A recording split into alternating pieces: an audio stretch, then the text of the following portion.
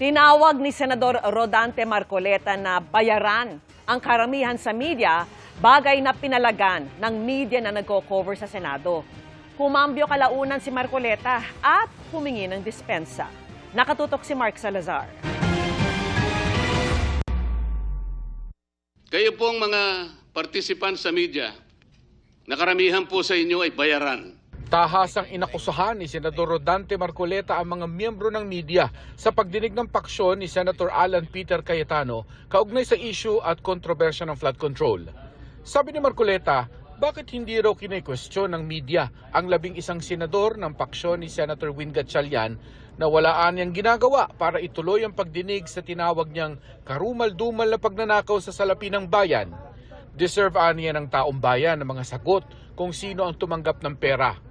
Sasabihin ko na sa inyo ito, meron po bang nagsalita sa kanila?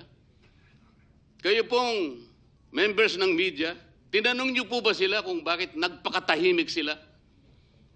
Halos 10 buwang singkad hindi sila kumibo.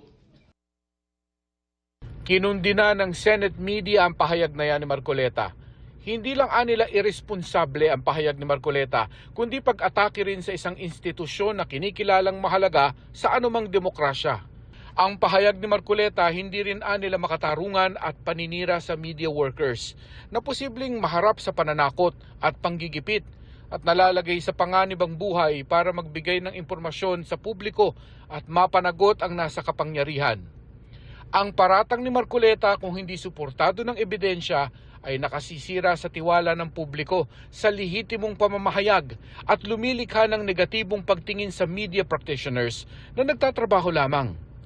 Dagdag ng Senate media, hindi kailanman dapat idamay o gamitin ng mga mamamahayag sa tapatan, alitan o agawan ng kapangyarihan ng mga politiko.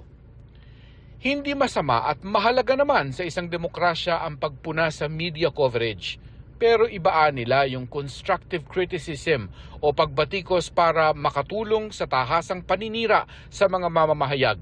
Hindi nila humihingi ang media ng papuri, pero hindi rin nila deserve ang walang batayang pagkondena. Ang nararapat nila ay magkaroon ng media ng kalayaang magulat nang hindi binabansagan ng kung ano-ano, hindi binubuli at hindi isinasakripisyo sa labang politikal ng iba.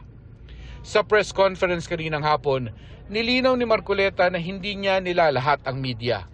Humingi rin siya ng sorry.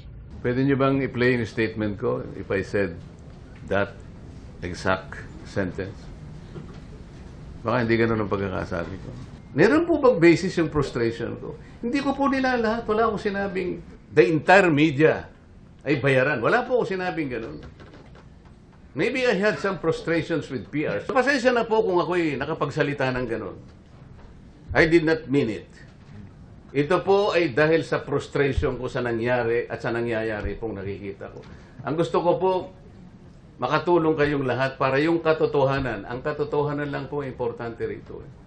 Wala na pong iba. Kapag ang pag-uusapan po natin ay hindi na katotohanan, hindi na po ako sasali doon. Mark Salazar, nakatutok 24 oras.